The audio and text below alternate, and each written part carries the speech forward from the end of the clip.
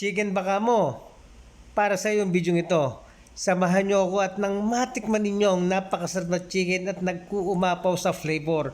Anli sawa tayo ngayon. Nako, mapapalaban ang inyong stomach dito sa ating pupuntahan. Halina at samahan niyo ako at ating pasyalan ang ating Anli Chicken, ang chicken ni Mang Jose.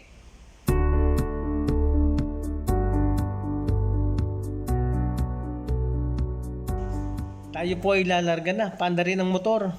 Daanan po natin ang SM Calamba at ang JP Hospital sa Barangay Bukal. At lalapasan din natin ang Barangay Pansol kung saan maraming hot spring.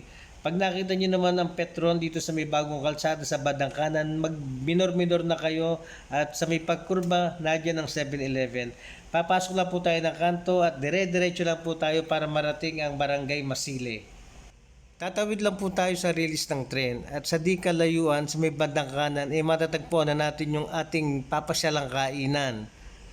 Naku, malay-layo pa lamang humahalimuyak na ang mabangong pagkain. Sa hindi ako nagkakamali, ito po yung mga manok na iniluluto sa tindahan ni Mang Jose. Sigurado ako dyan. Kahit pagtanggal ko ng helmet ko ay talaga namang ang sarap agad ng aking pakiramdam. Ngiti-ngiti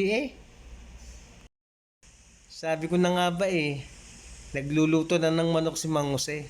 At akin din pong napag-alaman na ang mga manok na ibinebenta dito at iniluluto ay sariling katay at sariling lang alaga. Kaya na ibibigay nila ito ng mura sa kanilang mga customer.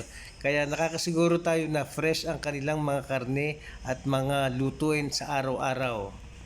Ay siyempre, dapat kung masarap makainan, dapat masarap din ang iinumin. Hindi lamang chicken ang inaalok din meron din silang iced tea, may soft drinks, merong shake, may milk tea, para naman masarap-sarap yung ating kain. Alalahanin ho natin, unlimited ho are, kaya kailangan maganda-ganda ang ating pantulak para makarami tayong makakain din At wag na wag ho kayong mahihiya sa ating pagbulos dahil ito ay bayad na. Alam ho nila na talagang kakain tayo ng kakain din Paalala lang po yung ating mga drinks na iinumin hindi po kasali sa unlimited. Kanya-kanya po ng bili ng soft drinks o kaya may libre naman tubig.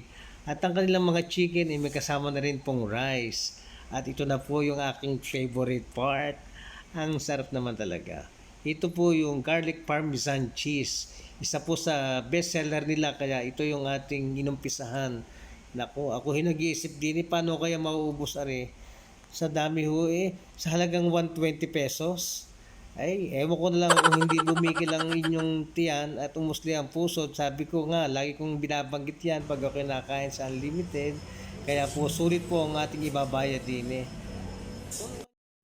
Mantakin nyo naman nakakalula sa dami ng ating pamimili ang manok. Kaya kung kayo chicken lover, tama-tama ho kayo din Hindi kayo magsisisi, bondat at sulit ang inyong ibabayad. Kaya lahat ng ating tropa, isama ho natin din Kung kayo mayroong gustong ilibre, mga selebrasyon na gustong ganapin na hindi masyadong magastos, I recommend Chicks ni Mang Jose para ho kayo sulit ang ibabayad. Ayan sa awa ng Diyos na utay-utay ho ng Mamay Bino. At yung ating inuupakan yan ho ay ang bago nilang recipe, ang grilled chicken. Isa ho yan sa pinakamasarap na ibinebenta dito. Pasyal na kayo sa Chicks ni Mang Jose sa halagang 120 pesos. Matitikman nyo na ang lahat ng flavors. Located kami sa Barangay Masile, Calamba City. Open kami na 10 a.m. to 9:30 p.m. All the way